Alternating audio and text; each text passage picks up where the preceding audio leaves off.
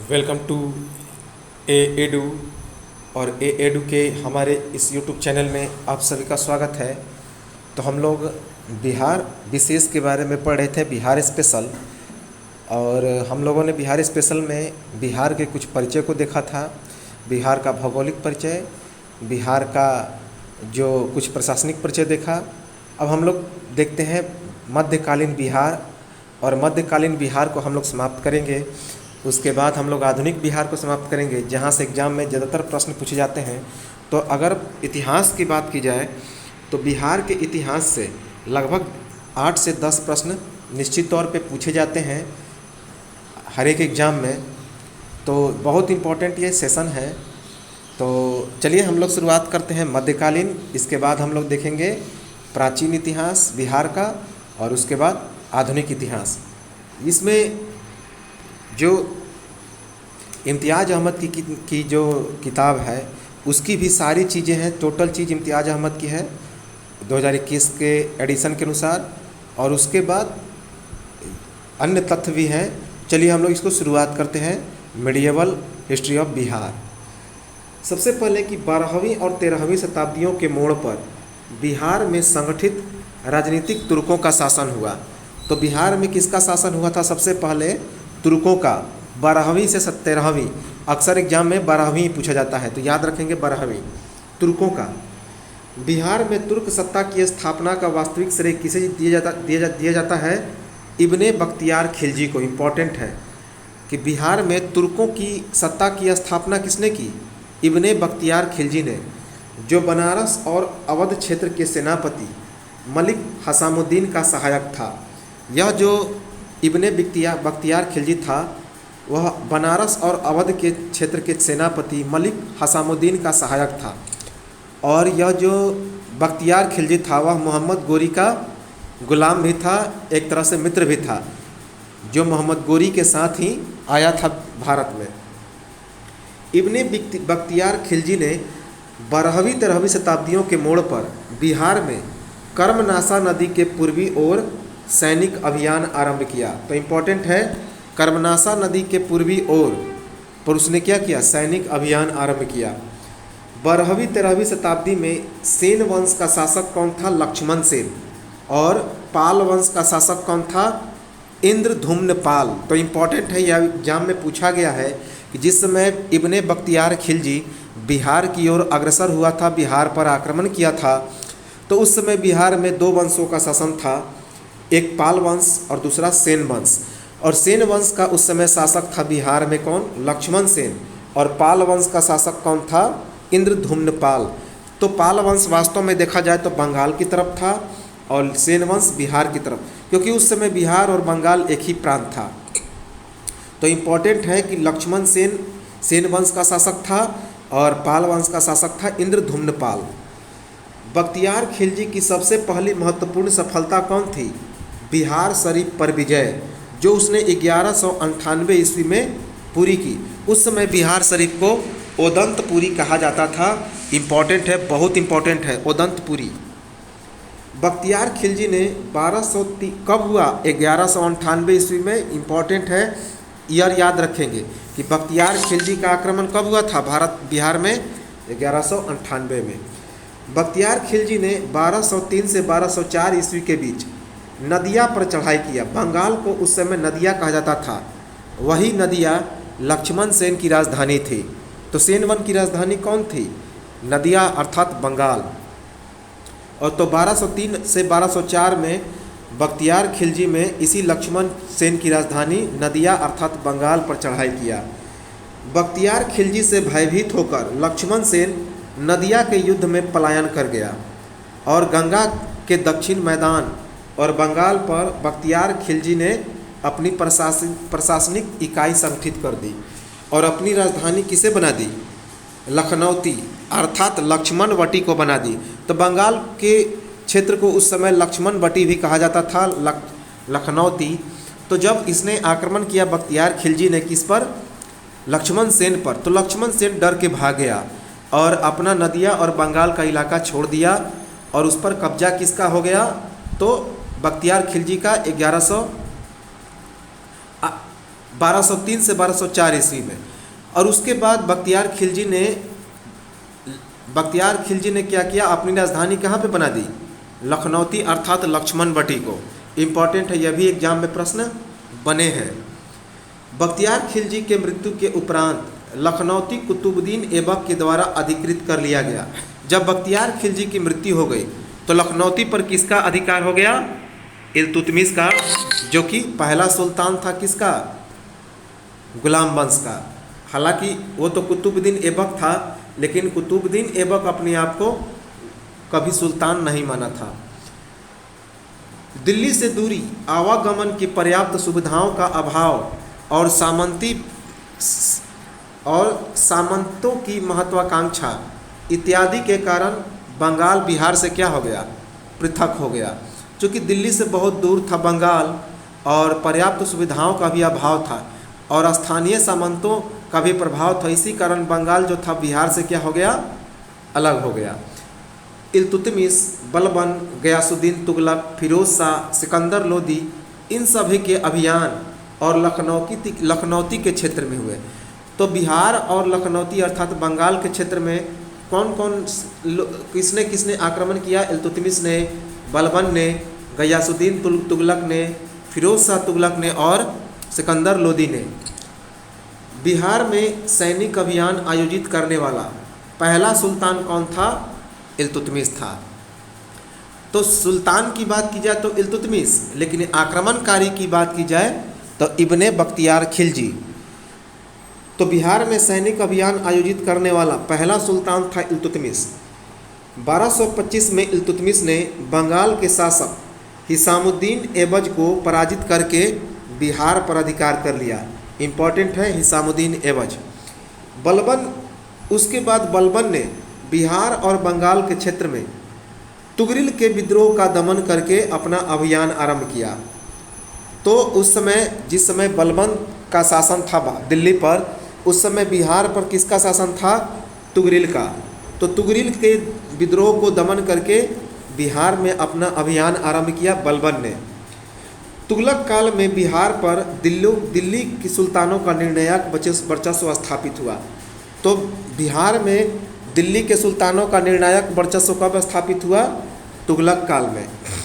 1324 ईस्वी में गयासुद्दीन तुगलक ने बंगाल अभियान से वापसी कर उत्तर बिहार में कर्नाट वंशीय शासक हरिसिंह देव को पराजित किया। तो इम्पोर्टेंट है, तो जब गयासुद्दीन तुगलक का शासनकाल था तो बिहार में कर्नाट वंश का शासन था, और जो कि मिथिला के क्षेत्र में था। हम लोग प्राचीन काल में इसके बारे में डिटेल पढ़ेंगे।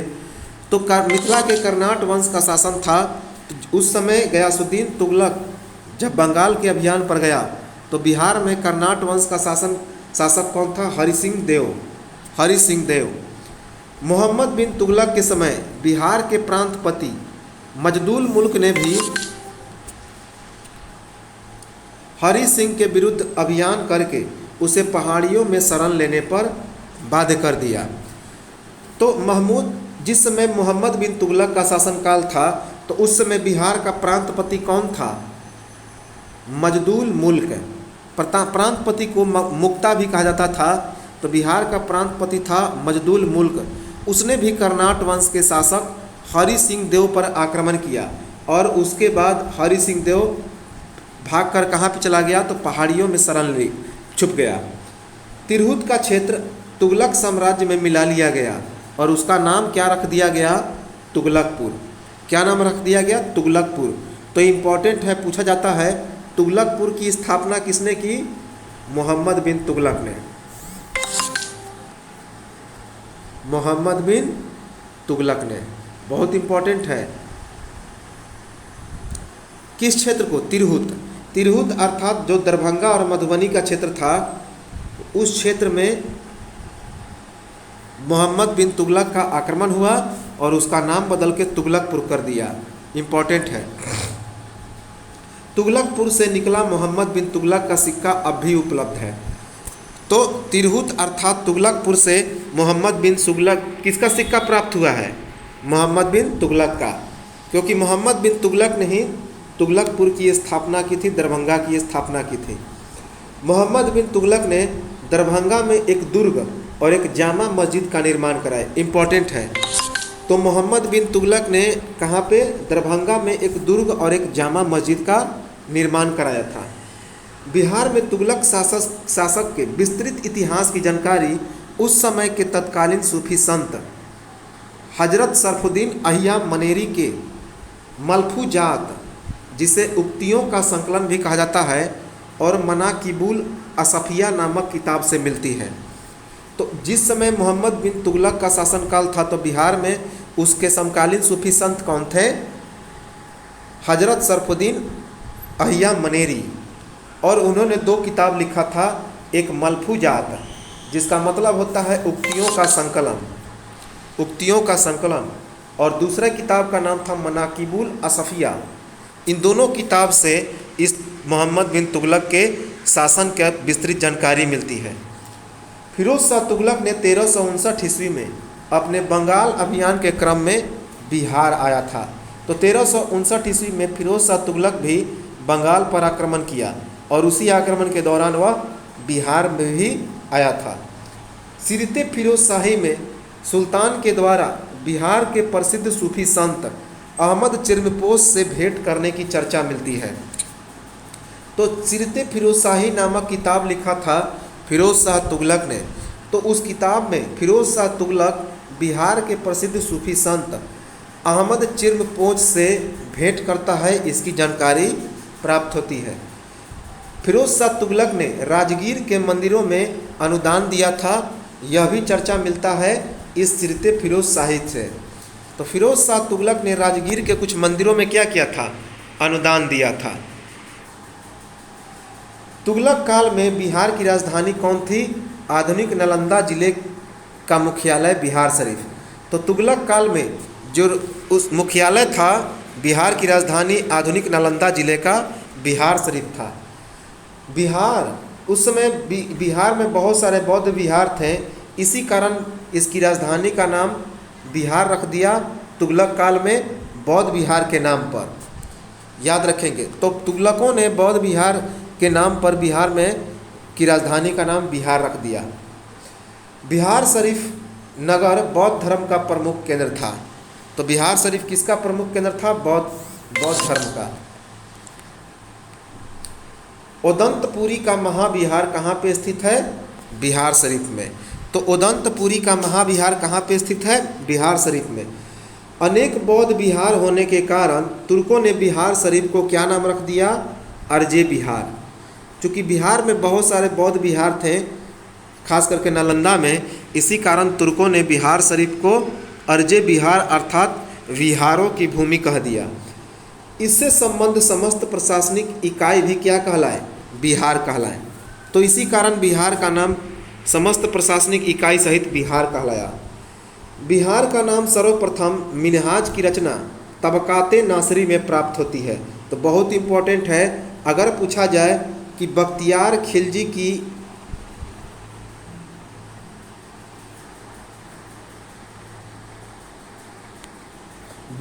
खिलजी के अभियान के बारे में सबसे पहले पता किससे मिलता है? तो मिनहाज की रचना तबकाते नासरी में। साथ ही साथ बिहार का सर्वप्रथम उल्लेख मिनहाज की रचना तबकाते नासरी में मिलता है। तुगलक काल में बिहार के प्रशासकों में सबसे महत्वपूर्ण नाम किसका है? मलिक इब्राहिम का, जो सामान्यतः मलिक बयां भी कहलाते हैं। तो तुगलक काल में बिहार के सबसे महत्वपूर्ण प्रशासक कौन था? मलिक इब्राहिम, जिसे मलिक बयां के नाम से भी जाना जाता था। बिहार शरीफ में पहाड़ी पर स्थित मलिक बयां का मकबरा तुगलक कालीन स्थापत्य कला का एक सुंदर उदाहरण है, जिसका विशेष आकर्षण इसके संडुक गुंबद है। तो बिहार शरीफ में मलिक बयां का मकबरा है, मलिक इब्राहिम का मकबरा है, जो तुगलक कालीन स्थापत्य कला का एक सुंदर नमूना है। यह एक संडुक गुंबद है, अर्थात षष्ठकोणीय गुंबद है। 1398 से 1399 ईस्वी में तैमूर लंग के आक्रमण के बाद तुगलक साम्राज्य का अंत हो गया और जो बिहार का क्षेत्र था वह पश्चिम में जौनपुर राज्य का आंशिक अंग बन गया। और बिहार किसका अंग बन गया? तो पश्चिम में जौनपुर, जो कि उत्तर प्रदेश में पड़ता है, उसका हिस्सा बन गया। तो तैमूर लंग ने तुगलकों का प्रभाव समाप्त किया था। जौनपुर राज्य का विस्तार दरभंगा से बनारस तक पहुंच गया था। तो उस समय जौनपुर राज्य का विस्तार कहाँ से कहाँ तक पहुंच गया? जौनपुर से लेकर दरभंगा तक। जौनपुर के सरकी और बंगाल के हुसैनी शासकों के बीच जौनपुर के लिए एक लंबा संघर्ष चला। उस समय जौनपुर में सरकी वंश का शासन था और बंगाल में हुसैन शाही, ये दोनों ही सरकी वंश थे और इनके बीच एक लंबा संघर्ष चला था। इसके बाद आता है सिकंदर लोदी। इसके बाद कौन आता है? सिकंदर लोदी। सिकंदर लोदी के बिहार शरीफ अभिलेख से पता चलता है कि 1945 से 1946 ईस्वी में हुसैन शाह सरकी को पराजित करके सिकंदर लोदी ने दरिया खान नुहानी को बिहार का प्रशासक नियुक्त किया। दरिया खान नुहानी, याद रखेंगे कि दरिया खान नुहानी को 1945 से 1946 ईस्वी में सिकंदर लोदी ने बिहार का प्रशासक नियुक्त किया। किसे पराजित करके? हुसैन शाह सरकी को। 1504 के आसपास बंगाल के साथ संधि करके मुंगेर के क्षेत्र को बिहार और बंगाल के मध्य सीमा रेखा का निर्धारण कर दिया। किसने? सिकंदर लोदी ने। तो सिकंदर लोदी ने मुंगेर को बंगाल और बिहार का क्या कर दिया? सीमा बना दिया 1504 ईस्वी में। लेकिन 1523 ईस्वी में सिकंदर लोदी की मृत्यु हो गई। इसके बाद जब 1526 ईस्वी में पानीपत की पहली लड़ाई हुई इब्राहिम लोदी और बाबर के बीच, तो इब्राहिम लोदी हार गया और दिल्ली और आगरा पर किसका अधिकार हो गया? मुगलों का। पानीपत की पहली लड़ाई के बाद बिहार में दरिया खान नुहानी का पुत्र सुल्तान मोहम्मद शाह नुहानी, जिसे बुहार खां के नाम से भी जाना जाता है, उसने बिहार की सत्ता संभाल ली। तो जब बिहार पानीपत की पहली लड़ाई हुई 1526 ईस्वी में, तो बिहार में दरिया खान नुहानी का पुत्र था। उस समय बिहार का प्रशासक कौन था? दरिया खान नुहानी। तो दरिया खान नुहानी का पुत्र सुल्तान मोहम्मद शाह नुहानी, जिसे बुहार खां के नाम से जाना जाता है, वह सत्ता संभाल लिया। दक्षिण बिहार का क्षेत्र पूर्व में मुंगेर तक मोहम्मद शाह के नियंत्रण में था, जबकि उत्तर बिहार का क्षेत्र पश्चिम में बलिया और सारण तक बंगाल के सुल्तान नुसरत शाह के अधीन था। तो बुहार खान नुहानी के समय दक्षिण बिहार का जो क्षेत्र था पूर्व में मुंगेर तक बुहार खां के अर्थात मोहम्मद शाह नुहानी के नियंत्रण में था, जबकि उत्तर बिहार का जो क्षेत्र था और पश्चिम में बलिया और सारण तक का जो क्षेत्र था वह बंगाल के सुल्तान नुसरत शाह के अधीन था। महमूद लोदी ने बिहार में शरण लिया और मुगलों के विरुद्ध संघर्ष की तैयारी आरंभ की। इसके बाद बिहार में महमूद लोदी ने क्या किया? जो कि एक अफ़गानी शासक था, वह बिहार में शरण लिया और मुगलों के विरुद्ध संघर्ष की तैयारी आरंभ कर दिया। बाबर ने 1529 ईस्वी में घाघरा की लड़ाई में अफ़गानों को पराजित कर दिया और फिर बक्सर पर अधिकार कर लिया। तो घाघरा की लड़ाई में, जो कि 1529 ईस्वी में हुआ था, महमूद लोदी और उससे संबंधित अफ़गानों को बाबर ने पराजित करके बक्सर पर अधिकार कर लिया था। बाबर के मनेर तक और बड़ी दरगाह पर हाजिरी देने की चर्चा बाबर ने स्वयं तुजुके बाबरी में किया है। तो बाबर ने अपना किताब लिखा था तुजुके बाबरी। उस किताब में बाबर ने लिखा है कि वह बिहार में मनेर तक और बड़ी दरगाह तक वह डेली क्या करने जाता था? हाजिरी देता था, अर्थात नमाज पढ़ता था। बाबर ने महमूद लोदी को विस्थापित करके मोहम्मद शाह के पुत्र जलाल खान नुहानी को बिहार का प्रशासक नियुक्त कर दिया। तो बाबर ने महमूद लोदी को हटा दिया और मोहम्मद शाह नुहानी के पुत्र जलाल खां को बिहार का प्रशासक नियुक्त कर दिया। इसके बाद बारी आता है हुमायूं का। अब यहाँ से एक बहुत महत्वपूर्ण शेर शाह का उदय होगा। हुमायूं ने 1532 ईस्वी में दौराह की लड़ाई में अफ़गानों को पराजित कर दिया। तो हुमायूं ने 1532 ईस्वी में दौराह की लड़ाई में बिहार में अफ़गानों को पराजित कर दिया। दौरा की लड़ाई के बाद नुहानी शक्ति जो है वो उसका क्या हो गया, अंत होने लगा। और इसके बाद फरीद खां शेर शाह सूरी का उदय हुआ। शेर शाह सूरी के बचपन का क्या नाम था, फरीद खां, जो कि बिहार में अफगान शासन का संस्थापक माना जाता है। शेर शाह का जन्म लगभग 1486 ईस्वी में हुआ था। संभवतः कब हुआ था, 1486 ईस्वी में। शेर शाह के पिता का नाम था हसन खां सूर, जो सासाराम के जमींदार थे। तो शेर शाह के पिता का नाम था हसन खां सूर, जो कि सहसराम, उस समय सासाराम को सहसराम कहा जाता था, वहाँ के जमींदार थे। शेर शाह ने सहसराम का प्रशासन संभाला और जब्ती प्रणाली नामक उत्तर भारत के विस्तृत क्षेत्र में राजस्व प्रणाली की शुरुआत की। तो शेर शाह ने सहसराम का प्रशासन संभालते ही जब्ती प्रणाली नामक उत्तर भारत के विस्तृत क्षेत्र में एक राजस्व प्रणाली अर्थात टैक्स की शुरुआत की। जब्ती प्रणाली अर्थात जब्त करके टैक्स लिया जाए। जब्ती प्रणाली भूमि के माप के बराबर लगान निर्धारण की प्रक्रिया थी, अर्थात भूमि के नाप लिया जाता था, उसी के कारण जमीन को अधिकार करके उस पर राजस्व अर्थात टैक्स वसूला जाता था। शेर शाह ने हुमायूं के विरुद्ध संघर्ष के पहले बिहार के अल्प आयु नुहानी शासक जलाल खां के दरबार में अपनी सत्ता सुदृढ़ की।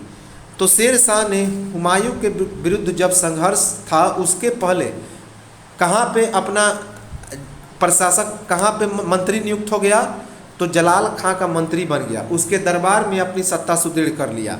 उस समय जलाल खां बहुत कम उम्र का शासक था। 1536 ईस्वी में शेर शाह ने सूरजगढ़ा की लड़ाई में बंगाल की सेना को पराजित किया। इम्पोर्टेंट है, एग्जाम में पूछा गया है कि शेर शाह ने बिहार के किस प्रथम अभियान में बंगाल को पराजित किया था, तो 1536 ईस्वी में सूरजगढ़ा की लड़ाई में। 1540 ईस्वी में शेर शाह ने बिलग्राम अर्थात कन्नौज के युद्ध में हुमायूं को दोबारा पराजित करके दिल्ली का सुल्तान बना दिया। तो 1540 ईस्वी में शेर शाह ने बिलग्राम अर्थात कन्नौज के युद्ध में हुमायूं को दोबारा पराजित किया था।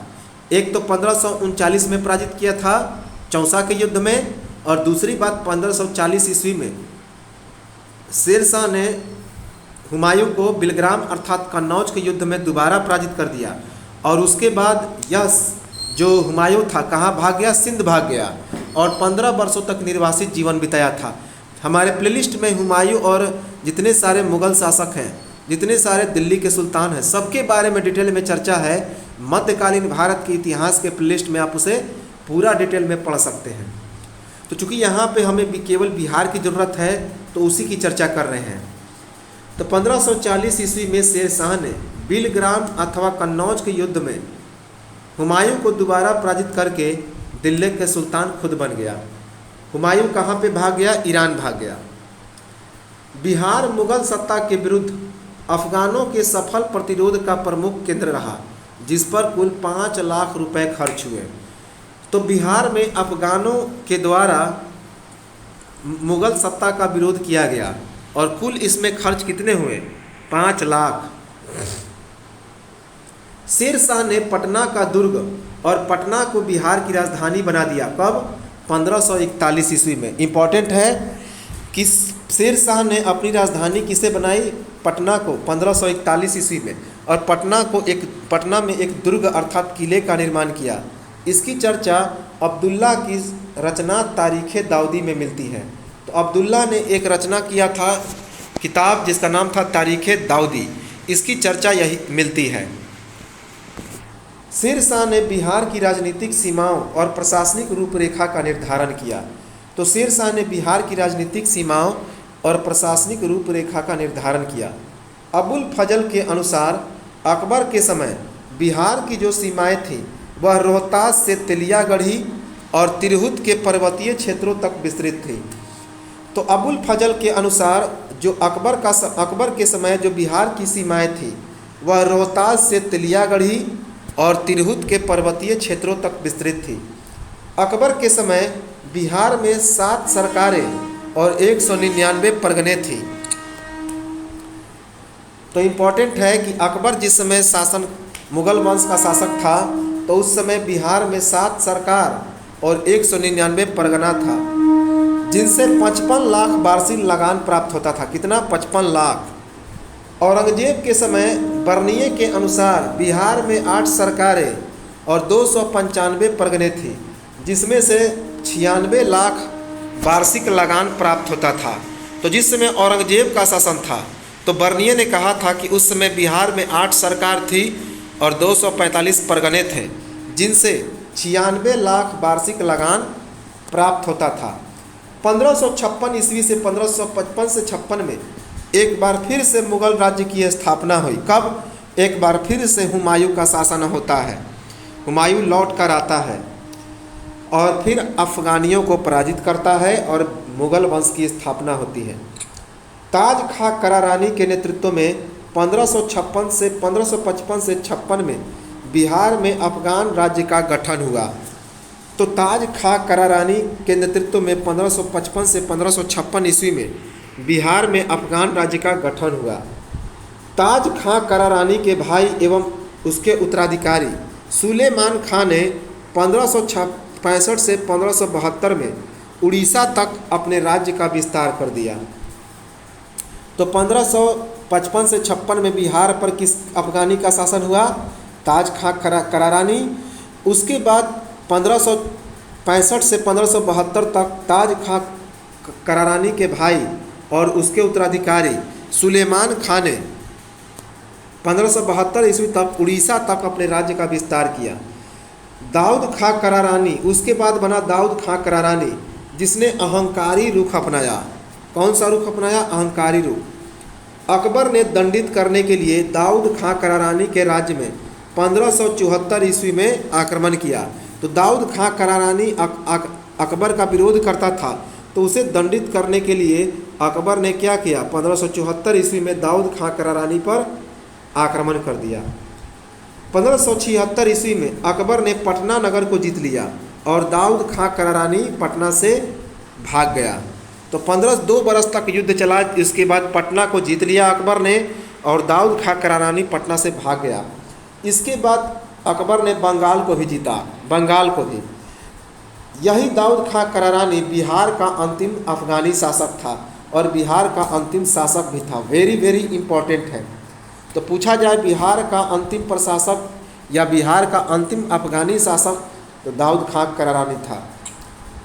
1580 के आसपास बिहार को मुगल साम्राज्य के सूबा अर्थात प्रांत का दर्जा मिल गया। चूँकि मुगल काल में अकबर के समय सूबे होते थे, सूबेदार होते थे, तो बिहार को भी एक सूबा घोषित कर दिया गया 1580 के आसपास। अकबर कालीन प्रांतपति राजा मान सिंह ने 1587 से 1594 ईस्वी तक गिद्धौर, खड़गपुर और भोजपुर के स्थानीय सरदारों को क्या किया? पराजित किया।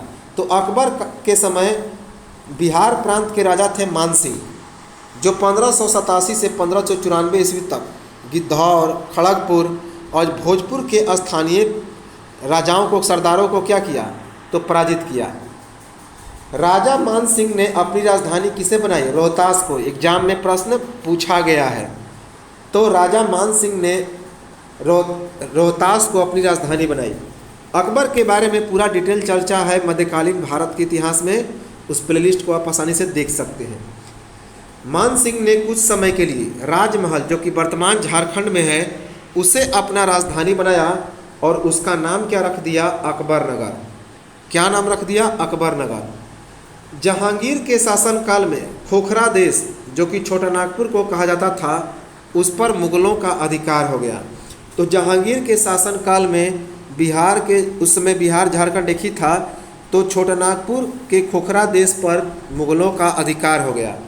खोखरा देश में हीरे की खान थी, वहाँ पर मुगलों का नियंत्रण हो गया।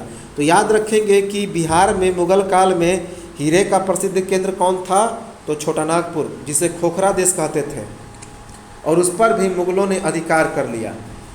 जहांगीर ने आत्मकथा लिखी थी तुजुके जहांगीरी, तो उसमें इस सोने की खानों का उल्लेख है।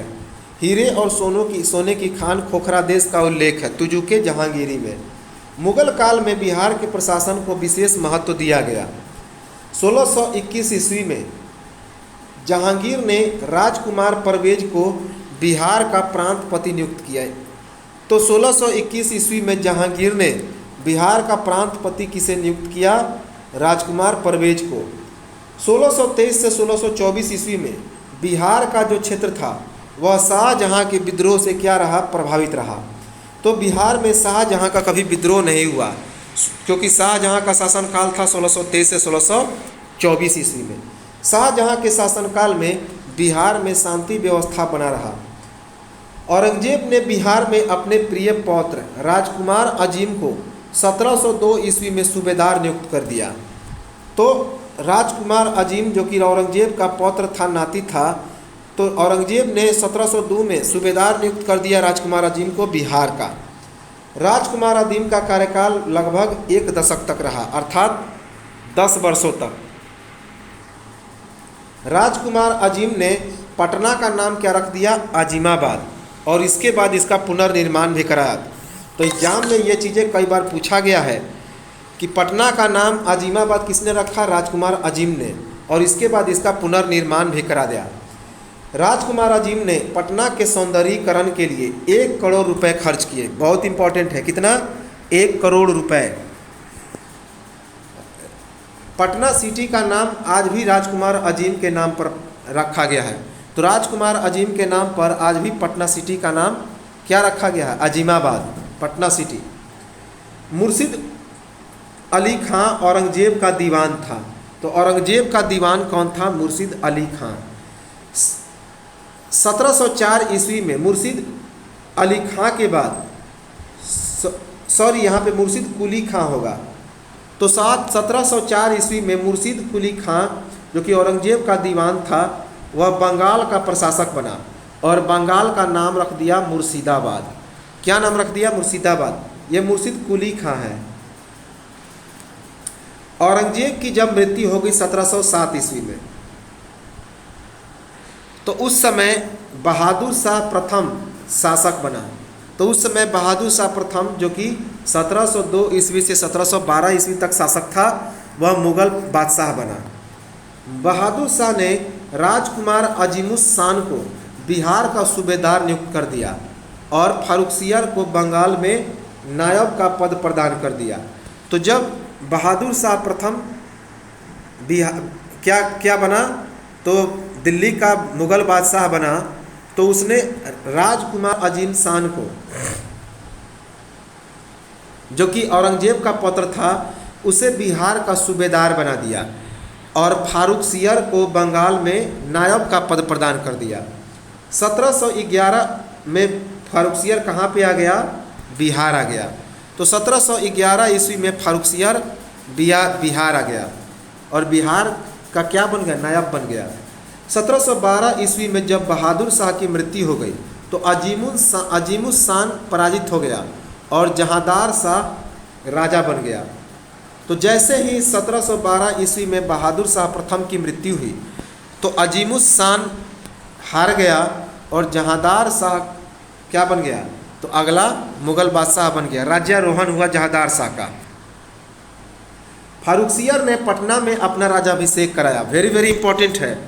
तो फारुखसियर ने अपना राज्याभिषेक कहाँ पे कराया था? पटना में। और आगरा के युद्ध में विजयी होकर सम्राट बना। फारुखसियर पहला शासक था जिसका राज्याभिषेक कहाँ पे हुआ था? तो पटना में। तो फारुखसियर एक पहला ऐसा शासक था जिसका राज्याभिषेक कहाँ पे हुआ? पटना में। 1712 से 1729 ईस्वी तक कई सूबेदार थोड़े थोड़े समय के लिए नियुक्त हुए। औरंगजेब की मृत्यु के बाद मुर्शिद कुली खां ने बिहार और बंगाल में अपना प्रभुत्व बनाया और बिहार प्रगति करता चला गया। तो जैसे ही औरंगजेब की मृत्यु हुई तो मुर्शिद कुली खां ने बिहार और बंगाल में अपना प्रभुत्व बना दिया और बिहार लगातार प्रगति करता चला गया। मध्यकालीन बिहार में सूफी संतों की परंपरा का भी विकास हो गया। तो मध्यकालीन बिहार में सूफी संतों की परंपरा का विकास शुरू हो गया। बिहार के आरंभिक सूफी संत कौन थे? मनेर में बसने वाले इमाम ताज फकीह तो बिहार में आरंभिक सूफी संत कौन थे? मनेर में बसने वाले इमाम ताज फकी इम्पोर्टेंट है। सबसे पहला बिहार का सूफी संत इमाम ताज फकी कहाँ के? मनेर के थे। 13वीं शताब्दी में चिश्ती, कादिरी, सुहरावर्दी, मदारी और फिरदौसी सिलसिले लोकप्रिय हुए, जिसमें सबसे लोकप्रिय फिरदौसी सिलसिला था। हम लोग मध्यकालीन भारत के इतिहास में इन सभी संप्रदायों के बारे में चर्चा किया है। बिहार के सूफी संतों के सर्वश्रेष्ठ प्रतिनिधि 14वीं शताब्दी के संत शरफुद्दीन अहिया मनेरी थे। तो बिहार के सूफी संतों के सर्वश्रेष्ठ प्रतिनिधि कौन थे? 14वीं शताब्दी के सूफी संत शरफुद्दीन अहिया मनेरी। साम्यवादी परंपरा के एक महत्वपूर्ण प्रतिनिधि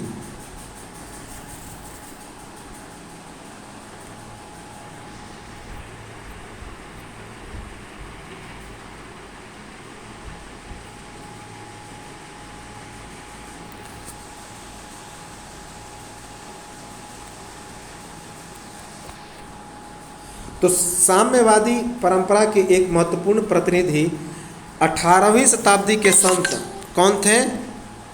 दरिया साहेब थे। संत दरिया साहेब के अनुयायी क्या कहलाए? दरिया पंथी कहलाए, जिन पर कबीर के विचारों का गहरा प्रभाव पड़ा। किसका प्रभाव पड़ा? कबीर के विचारों का। दरिया पंथ में हिंदू और इस्लाम का संश्लेषित रूप है। जो दरिया पंथ है उसमें हिंदू और इस्लाम दोनों ही का संश्लेषित रूप है। 17वीं से 18वीं शताब्दी में बिहार में पारसी शिक्षा का प्रमुख केंद्र कौन था? पटना, भागलपुर और उसके बाद बिहार शरीफ। तो 17वीं से 18वीं शताब्दी में बिहार में फारसी शिक्षा का प्रमुख केंद्र था पटना, भागलपुर और बिहार शरीफ। बिहार शरीफ में मलिक इब्राहिम का मकबरा, जो कि 1353 ईस्वी में तुगलक शैली पर निर्मित था, सहसराम स्थित शेर शाह का मकबरा और मनेर स्थित दौलत शाह का मकबरा अफगान एवं मुगल शैली का एक उत्कृष्ट उदाहरण पेश करता है। तो बिहार शरीफ में मलिक इब्राहिम का मकबरा 1353 ईस्वी में, जो कि तुगलक शैली में निर्मित था, उसके बाद सहसराम स्थित शेर शाह का मकबरा और मनेर स्थित दौलत शाह का मकबरा तुर्क, अफगान और मुगल शैली के उत्कृष्ट कलाकृति का नमूना पेश करते हैं। मलिक इब्राहिम का मकबरा का प्रत्यक्ष प्रेरणा गियासुद्दीन तुगलक के मकबरे से ली गई है। तो मलिक इब्राहिम के मकबरे की प्रेरणा किससे ली गई है? गियासुद्दीन तुगलक के मकबरे से। मलिक इब्राहिम के मकबरे का प्रमाण दलानी दीवारों और संडूक गुंबद में देखा जा सकता है। तो मलिक इब्राहिम के मकबरों का प्रमाण कहाँ पे मिलता है? ढलानी दीवारों और संडूक गुंबद में। शेर शाह का मकबरा 1545 ईस्वी में निर्मित हुआ, जिसे अफगानी स्थापत्य कला का एक उत्कृष्ट नमूना भी कहा जाता है। शेर शाह का मकबरा अष्टकोणीय झील के मध्य में स्थित एक ऊंचे इमारत पर अष्टकोणी मकबरा की एक अंतिम श्रृंखला है। तो शेर शाह का जो मकबरा है वह झील के बीचों बीच स्थित है और यह अष्टकोणीय मकबरा है, अर्थात इसमें 8 कोना बनाए हुए हैं और यह सबसे बिहार में अंतिम मकबरा है। 1616 ईस्वी में शाह दौलत का मकबरा जहांगीर के शासनकाल में बिहार के प्रांतपति इब्राहिम खां काकर ने बनाया था। तो 1616 ईस्वी में शाह दौलत का मकबरा किसने बनाया था? जहांगीर के शासनकाल में बिहार के प्रांतपति इब्राहिम खां काकर ने। शाह दौलत का मकबरा अकबर कालीन मुगल शैली का था, जिसका प्रतिनिधित्व रोहतासगढ़ के दुर्ग में निर्मित मुगल कालीन महलों के द्वारा भी होता है। तो शाह दौलत का मकबरा अरब कालीन मुगल शैली का था। किस मुगल शैली का था? अरब काल के मुगल शैली का था, जिसका प्रतिनिधित्व रोहतासगढ़ के दुर्ग में निर्मित मुगल कालीन महलों के द्वारा भी होता है। 1630 ईस्वी में पटना सिटी में मुगल प्रांतपति सैफ खान ने शाहजहां युगीन मस्जिद बनवाई। तो 1630 ईस्वी में पटना सिटी में मुगल प्रांतपति सैफ खान ने शाहजहां के समय की एक मस्जिद का भी निर्माण किया। 1748 ईस्वी में जब बिहार और बंगाल पर नवाबों का अधिकार हुआ, तब परवर्ती मुगल काल शैली पर आधारित हैबत जंग का मकबरा बना। याद रखेंगे, इंपॉर्टेंट। परवर्ती मुगल काल के परंपरा पर आधारित किसका बना? हैबत जंग का मकबरा, जो अपनी सुंदर जालियों के लिए प्रसिद्ध है। बहुत इंपॉर्टेंट है। 1707 ईस्वी में जब औरंगजेब की मृत्यु हुई तो मुर्शीद कुली खान ने मुगल सम्राट को नजराना देना बंद कर दिया। 1707 से 1712 ईस्वी में औरंगजेब के पुत्र बहादुर शाह के शासन की समाप्ति हुई और बिहार में स्थित राजकुमार अजीम को अजीमुस्सान की उपाधि मिली। याद रखेंगे, अजीमुस्सान। और उत्तराधिकार के युद्ध में यह पराजित हो गया। उसके बाद इसकी मृत्यु हो गई। 1712 से 1713 ईस्वी में राजकुमार अजीम के बाद कौन बना? तो जहांदार शाह शासक बना, मगर उसे अजीम उस शान के पुत्र फारुखसियर से चुनौती मिल गई और 1713 ईस्वी में फारुखसियर क्या बना? शासक बना। 1713 ईस्वी में फारुखसियर का राज्याभिषेक कहाँ पे हुआ? पटना में। फारुखसियर ने आगरा के समीप जहांदार शाह को पराजित करके सिंहासन पर अधिकार किया था। तो फारुखसियर और जहांदार शाह के विरुद्ध लड़ाई कहाँ पे हुआ था? आगरा में, और वहीं पर इसने अधिकार किया। 1733 ईस्वी के बाद बंगाल के नवाब ने बिहार, उड़ीसा और बंगाल के क्षेत्र अब बंगाल के नवाब के ही वास्तविक नियंत्रण में आ गया। तो 1733 ईस्वी के बाद बंगाल के नवाब ने क्या कर दिया? बिहार, बंगाल और उड़ीसा के क्षेत्र को अपने बंगाल के नवाब के वास्तविक नियंत्रण में ला दिया। बंगाल का अंतिम नवाब था अलीवर्दी खां। तो बंगाल का अंतिम नवाब कौन था? अलीवर्दी खां। 1734 से 1740 ईस्वी तक अलीवर्दी खां अजीमाबाद में नवाब रहा, लेकिन 1740 ईस्वी में अलीवर्दी खां मुर्शीद खां के वंशज सरफराज खां को स्थापित करके बंगाल पर भी प्रत्यक्ष अधिकार कर लिया। इंपॉर्टेंट है, डेट याद रखेंगे कि 1734 से 1740 ईस्वी तक अलीवर्दी खां अजीमाबाद में नवाब रहा, लेकिन 1740 ईस्वी में अलीवर्दी खां मुर्शीद कुली खां के वंशज सरफराज खां को हटा करके बंगाल पर भी प्रत्यक्ष अधिकार कर लिया। 1756 ईस्वी में अलीवर्दी खां की मृत्यु हो गई।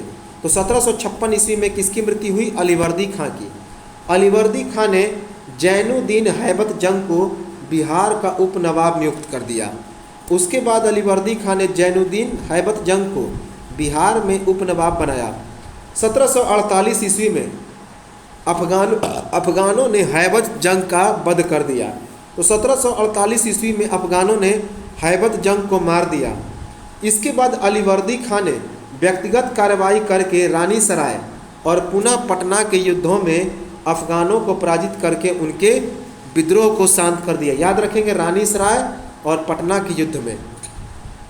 1751 ईस्वी में अलीवर्दी खां ने मराठों को फतुहा के समीप युद्ध में हराया, परंतु यह सफलता अस्थायी होने के कारण मराठों ने उड़ीसा के अधिकांश क्षेत्र को अपने कब्जे में ले लिया।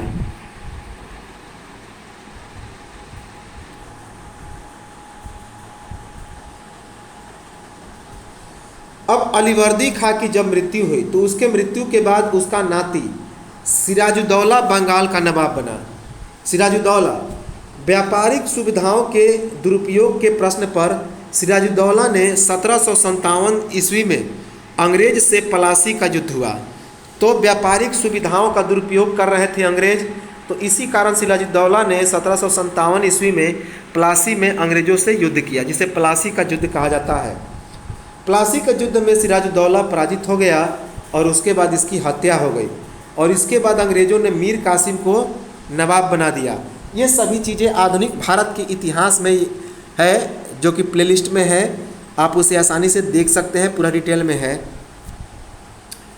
अंतिम गुरु गुरु गोविंद सिंह के जन्म स्थान के रूप में पटना सिखों का एक महत्वपूर्ण तीर्थ स्थल है। तो पटना सिखों का महत्वपूर्ण तीर्थ स्थल क्यों है? क्योंकि अंतिम जो गुरु थे सिखों के, गुरु गोविंद सिंह, उनका यह पटना सिटी जन्म स्थल है। सिख धर्म के प्रवर्तक गुरु नानक देव ने बिहार में यात्रा करने की चर्चा सिखों की अनुश्रुतियों में मिलती है। तो सिखों के किताबों से क्या पता चलता है? सिखों के किताबों से पता चलता है कि गुरु नानक देव कि सिख धर्म के जो प्रवर्तक थे गुरु नानक देव, उन्होंने बिहार में यात्रा किया था। गुरु नानक देव गया, राजगीर, पटना, मुंगेर, भागलपुर और कहलगांव की यात्रा करते हुए कहाँ पे पहुँचे थे? तो राजमहल पहुँचे थे। तो गुरु नानक देव गया, राजगीर, पटना, मुंगेर, भागलपुर और कहलगांव की यात्रा करके राजमहल पहुँचे थे। सिखों के 9वें गुरु श्री तेग बहादुर भी बिहार में 17वीं शताब्दी में आए थे। तो बिहार में गुरु तेग बहादुर जो कि 9वें गुरु थे सिखों के, वो भी बिहार में आए थे। तो गुरु नानक देव, गुरु तेग बहादुर, गुरु गोविंद सिंह, ये सभी कहाँ पे आए थे? बिहार में। तेग बहादुर सहसराम और गया होते हुए पटना आए थे। कैसे होते हुए? तो सासाराम और गया होते हुए तेग बहादुर पटना आए थे। तेग बहादुर औरंगजेब के राजपूत सेनापति को सहायता देने के लिए आसाम जाना पड़ा था। तो तेग बहादुर को औरंगजेब के राजपूत सेनापति को सहायता देने के लिए कहाँ जाना पड़ा था? असम। पटना से प्रस्थान करते समय गुरु तेग बहादुर ने अपनी पत्नी गुजरी देवी को अपने भाई कृपाल चंद्र के पास छोड़ गए, क्योंकि वह क्या थी? गर्भवती थी। तो जब पटना से ये जा रहे थे गुरु तेग बहादुर, तो उन्होंने अपनी गर्भवती पत्नी गुजरी देवी को अपने भाई कुणाल चंद्र के पास वहीं पे छोड़ के चले गए। 26 सितंबर 1966 ईस्वी को पटना में गुरु गोविंद सिंह का जन्म हुआ। तो डेट याद रखेंगे, 26 दिसंबर 1966 ईस्वी को। लगभग 4.5 साल के बाद 4.5 साल की उम्र में बाल गुरु पटना का नगर छोड़कर अपने पिता के आदेश पर पंजाब में आनंदपुर चले गए। तो गुरु गोविंद सिंह का उम्र महज 4.5 साल का था। तो उस समय वे पटना को छोड़कर अपने पिता के आदेश पर कहाँ चले गए? पंजाब में आनंदपुर चले गए। गुरु पद ग्रहण करने के बाद गुरु गोविंद सिंह ने बिहार के क्षेत्र में मसनद अर्थात धार्मिक प्रतिनिधि भेज दिए। तो जब इन्हें गुरु का पद प्राप्त हुआ तो बिहार के क्षेत्र में गुरु गोविंद सिंह ने अपना एक धार्मिक प्रतिनिधि अर्थात मसनद भेजा।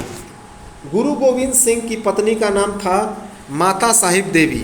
तो गुरु गोविंद सिंह की पत्नी का नाम था माता साहिब देवी।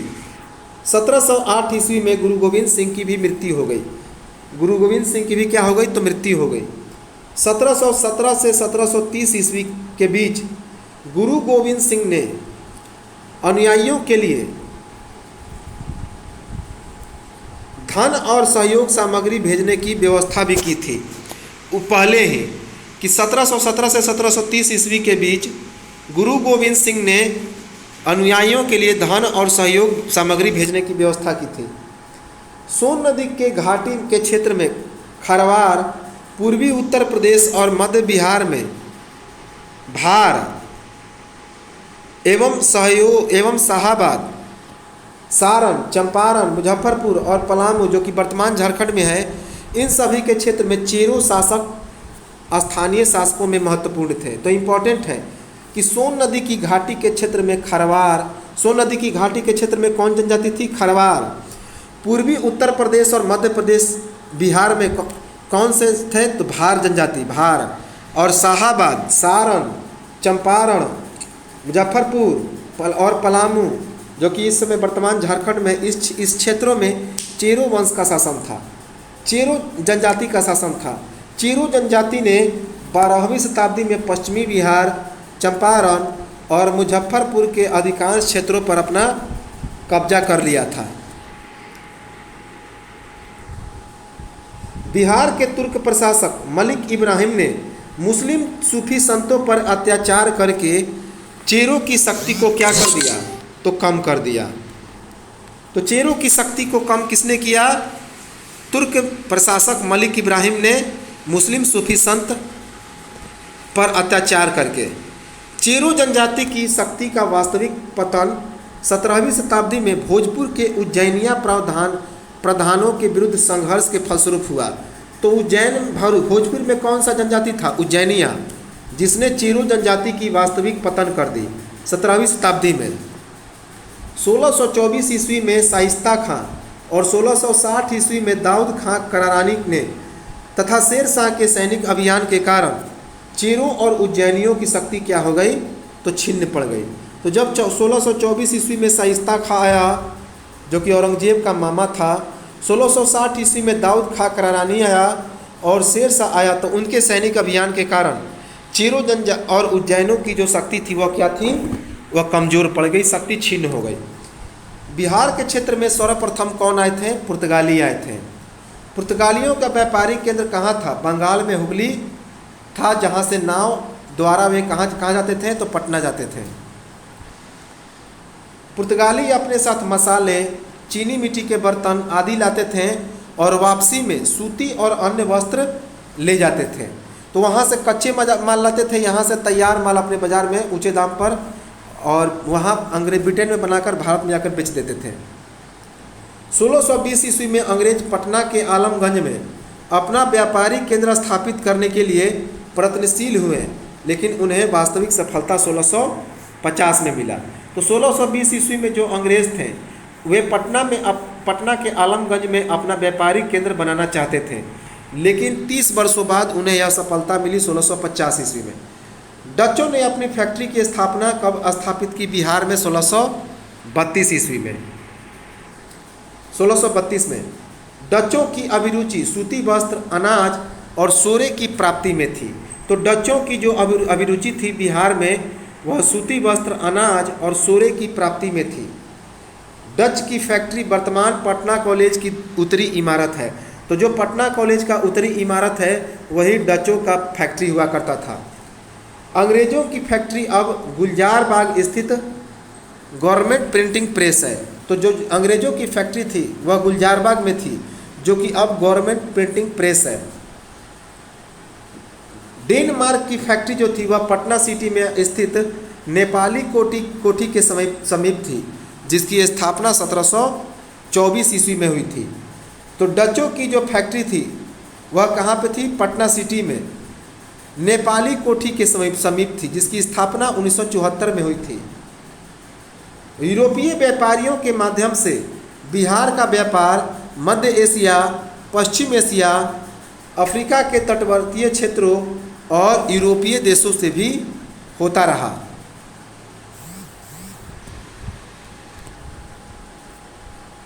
सत्रहवीं शताब्दी के मध्य में फ्रांसीसी यात्री तैवर्निये ने लिखा है कि पटना मुगल साम्राज्य का दूसरा सबसे बड़ा नगर और उत्तर भारत का सबसे बड़ा व्यापारिक केंद्र था। तो 17वीं शताब्दी में के मध्य में एक फ्रांसीसी यात्री तैवर्निये भारत आया था। उसने बताया, बिहार भी आया था, उसने बताया कि जो पटना है वह मुगल साम्राज्य का दूसरा सबसे बड़ा नगर और उत्तर भारत का सबसे बड़ा व्यापारिक केंद्र है। 17वीं शताब्दी में मैनरिक पटना की जनसंख्या को कितना बताता है, 2 लाख। तो 17वीं शताब्दी में एक विदेशी यात्री मैनरिक भी आया था, जिसने पटना की जनसंख्या कितना बताया, 2 लाख। अंग्रेज यात्री जॉन मार्शल और पीटर मुंडी 17वीं शताब्दी में बिहार की समृद्धि और ऐश्वर्य जीवन की चर्चा करते हैं। तो अंग्रेज यात्री जॉन मार्शल और पीटर मुंडी ने जो 17वीं शताब्दी में बिहार आए थे, वे बिहार की समृद्धि और बिहार में ऐश्वर्य जीवन की चर्चा करते हैं। अंग्रेजों ने नील की प्राप्ति कहाँ से की, बिहार से की। अंग्रेजों ने नील की प्राप्ति कहाँ से की, बिहार से की। पश्चिम चंपारण, जहाँ पे महात्मा गांधी ने पहला सत्याग्रह किया था। 18वीं शताब्दी में बिहार के अंग्रेज फैक्ट्री अर्थात व्यापारिक अधिकारी को दिल्ली की राजनीतिक परिस्थितियों की जानकारी लेने और इससे बंगाल के अधिकारियों को अवगत कराने का दायित्व भी निभाना पड़ता था। तो ये तो था हमारा मध्यकालीन बिहार का इतिहास। नेक्स्ट वीडियो में हम लोग देखेंगे आधुनिक बिहार का इतिहास और प्राचीन बिहार का इतिहास। इसके बाद बिहार का इतिहास हो जाएगा समाप्त। तो सेशन अच्छा लगा हो तो लाइक, शेयर, कमेंट करें, और जो लोग इसमें नए जुड़े हैं वो लोग इसको सब्सक्राइब कर लें। तो चलिए मिलते हैं हम लोग नेक्स्ट वीडियो में और चर्चा करेंगे और कुछ चीज़ों को लेकर। तब तक नमस्कार, जय।